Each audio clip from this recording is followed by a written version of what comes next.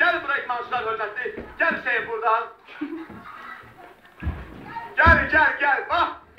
Bu kardeşimi hiç kim çağırmadı. Çünkü mənasız idi çağırmaq.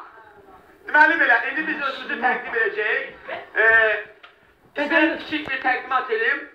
4 qat Olimpiya çempionu, 8 qat dünya çempionu, Avropa birincisi, domino üzrə Hüseyin qardaşımızı.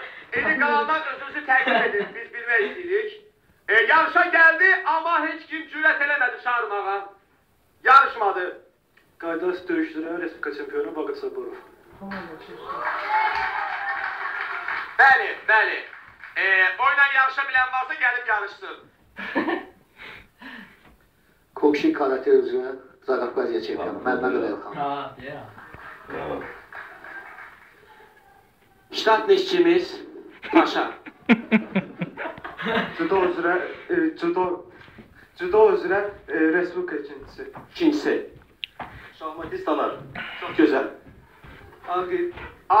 Sadece Agil. Kenan. Talih.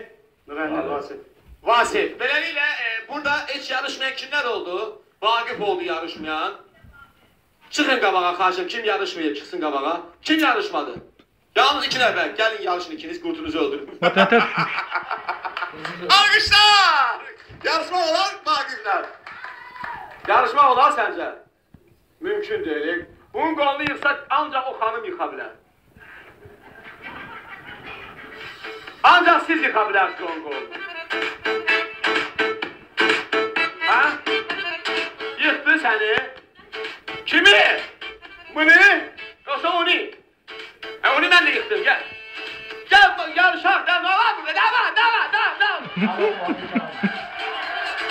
Sən də nə var?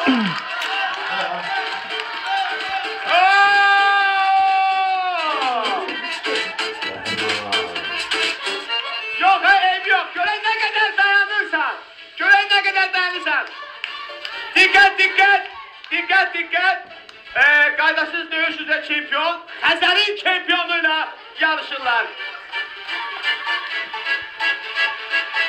Xəzərin, biz sənə inanırıq. Yok.